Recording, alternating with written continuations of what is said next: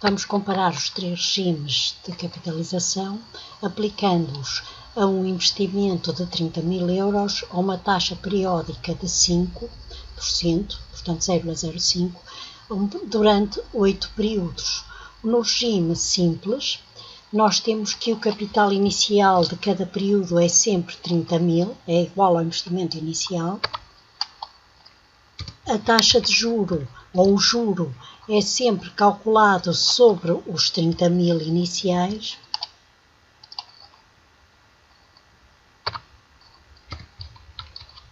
E o capital final de cada período é 30.000 mais 1.500. E passar-se-á exatamente a mesma coisa nos próximos períodos. Portanto, copiando, nós temos que durante todo este período, durante 8 períodos, no final de cada período temos sempre 31.500 euros. Os 1.500 são entregues periodicamente ao credor. No regime dito simples, a única diferença é que os juros não são entregues periodicamente ou em cada período ao credor, portanto vão somar ao capital inicial, mas não vencem juros, não há lugar a vencimento de juros sobre juros. Portanto, o juro é sempre calculado sobre o capital inicial. Temos então no capital inicial no primeiro período 30.000, o juro será os 30.000 vezes a taxa de juros, 5%, e o capital final do primeiro período será 30.000 mais 1.500. No próximo período, aos 30.000 iniciais, vão juntar-se os 1.500, isto é, o capital inicial do período 2 é igual ao capital final do período anterior, do período 1. Mas o juro é sempre calculado com base nos 30.000. Arrastamos. Vamos também copiar. Copiamos. E temos um capital final do oitavo período de 42.000 euros. No regime composto, nós temos um capital inicial de 30.000, na mesma. O juro é calculado sobre os 30.000, é calculado sobre os 30.000 do início do período. O capital final será os 30.000 do capital inicial mais o juro. No início do próximo período, o capital inicial será igual ao capital final do período 1, do período anterior. Mas, no caso do regime composto, há vencimento de juros sobre juros. Portanto, o juro não vai sempre ser calculado sobre os 30.000. Vai ser calculado sobre o capital do início do período. Portanto, eu vou dizer que aqui o juro vai ser calculado sobre 31.500. Aquela taxa de juros. E aqui a mesma coisa. Portanto, 31.500 mais 1.575. A produção de juros sobre juros. Vamos copiar e temos um valor final de 44.323,66. Um valor final acumulado no oitavo período. No final do oitavo período. Vamos agora fazer um gráfico para podermos ver visualmente as diferenças entre estes três regimes de capitalização, que aumentam consoante a taxa de juros. Portanto, em primeiro lugar, vamos preparar, antes de avançarmos para o gráfico, vamos fazer variar esta nossa taxa de juros. Se eu puser aqui assim 10, o capital composto, o capital em regime composto será 64.000, muito diferente dos 54.000, muito diferente dos 33.000 dos outros dois sistemas, dos outros dois regimes de capitalização. Portanto, nós vamos colocar aqui um controlo, por forma a que o utilizador possa alterar esta taxa de juro para ver bem as diferenças. Programador, inserir um controle giratório, portanto um botão giratório que desenhamos aqui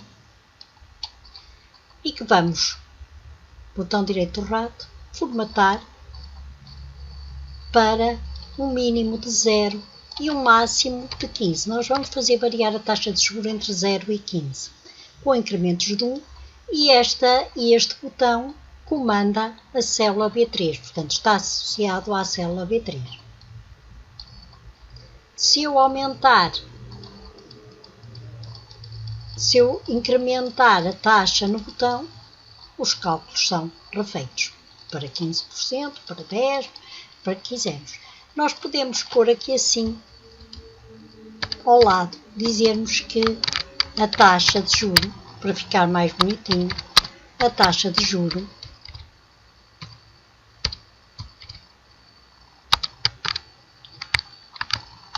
é de 11%.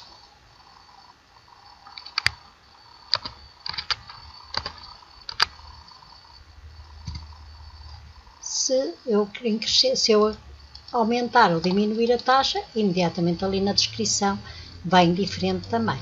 E posso ainda inserir uma forma para ficar ainda mais bonitinho.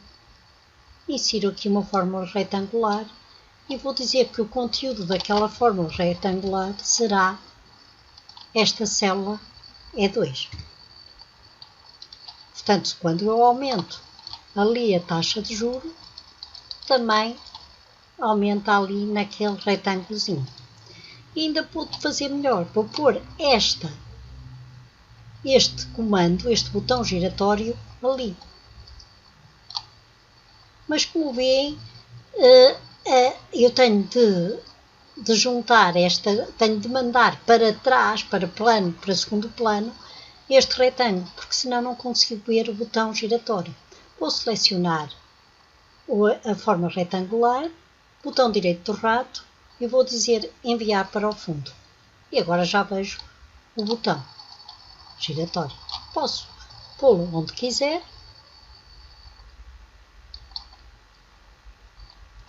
mas convém-me que ele fique sempre dentro da fórmula, para ficar mais bonitinho.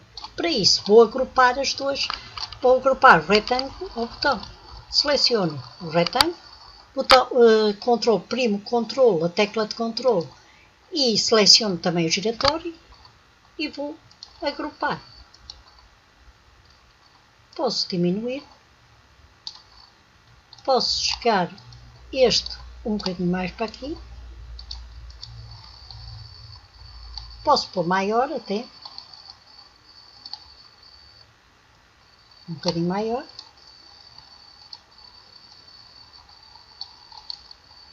E, portanto, sempre que eu movimento aqui o botão, a taxa de juros vai variar. Vai variar entre 0 e 15.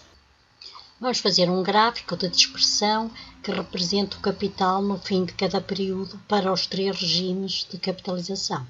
Vou selecionar para o eixo do X o período, para o eixo das abscissas, os períodos. Primo a tecla Ctrl e vou selecionar as séries a representar, que são os capitais finais. Inserir um gráfico de dispersão. No gráfico de dispersão, as séries têm todos o nome capital final, o que não ajuda muito, portanto vamos selecionar os dados e vamos alterar o nome das séries. A primeira série refere-se a D8, D15, que é o regime simples. Então, o nome da série é simples.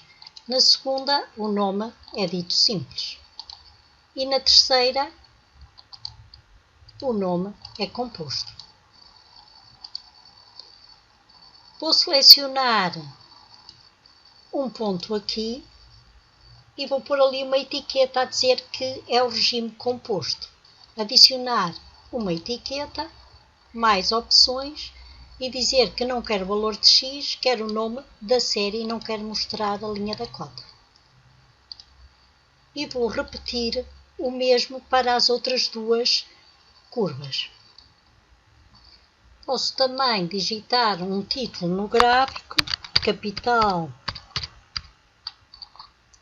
no fim de cada período. Posso indicar que no eixo das ordenadas nós temos o capital em euros, portanto, o título do eixo, do eixo das ordenadas vertical será capital em euros.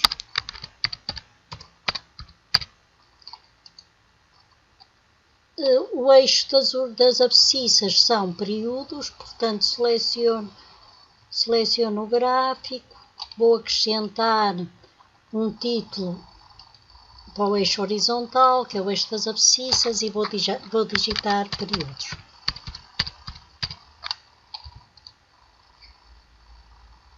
E agora vou movimentar, posso alargar um bocadinho o gráfico e vou colocar esta forma de controlo, portanto este meu controlo dentro do gráfico.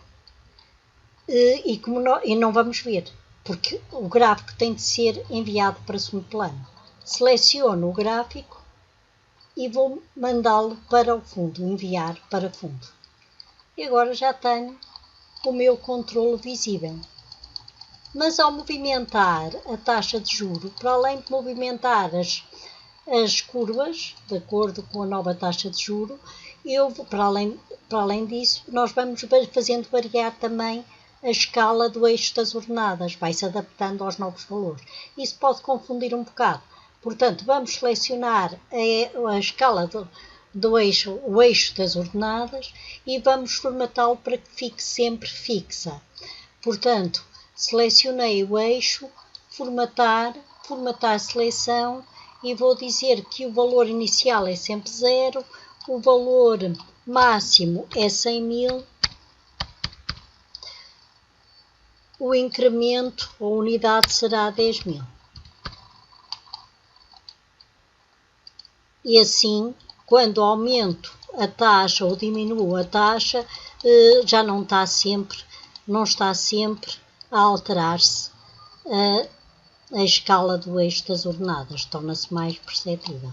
Mas nós podemos assim ver que quanto maior for a taxa de juros, maiores são as diferenças entre os três regimes de capitalização.